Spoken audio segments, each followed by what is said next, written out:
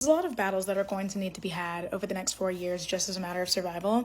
I think one of the ones that is most certainly going to need a lot of attention and people power is the fight against eugenics and scientific racism. I bring that up for two reasons, the first of which being this battle against DEIA now, the A being accessibility, and comments made directly by the administration suggesting that the plane crash that happened in DC was a result of disabled people being hired, and not perhaps the fact that there was no acting FAA director because the previous one was pushed out by Trump and Elon Musk, and that there's a severe understaffing of air traffic controllers, which they also put a hiring freeze on. The second of which being comments made during RFK's confirmation hearings. Senator also Brooks from Maryland asked him whether or not he thinks that Black people and white people should be given the same vaccine schedules, and this is what he said. What different vaccine schedule should I have received? I mean, the Pollen article suggests that Blacks need fewer antigens than... This is so dangerous. So you get the same measles vaccine. Speaking as someone who has been denied adequate pain medication after an abdominal surgery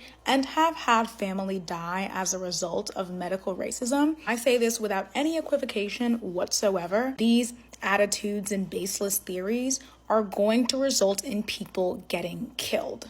And no one should be under the impression that their health and livelihood outcomes aren't going to eventually be affected as well just because you're not Black or disabled or of some other group that's a common target of eugenics and race science. We saw that on Tuesday when a DEIA witch hunt in the federal government led to all federal grant and loan programs being shuttered to everyone. And we saw it in our totally botched pandemic response the first time, and in the wake of a tuberculosis outbreak and this rapidly developing bird flu situation. I don't think we would want the person running the Department of Health and Human Services to believe at a baseline that different races should be given different amounts of vaccines. If vaccines end up being a priority at all, because he not only has quite the anti-vax record, he said himself that he wants to put less focus on infectious diseases. So if you haven't been putting energy into this, now is a good time to start. And if you live in a state with a Republican senator, for the love of God, call them and tell them not to confirm this man. Luckily, he's already on thin ice, but he most certainly does have a chance at actually becoming the new HHS director.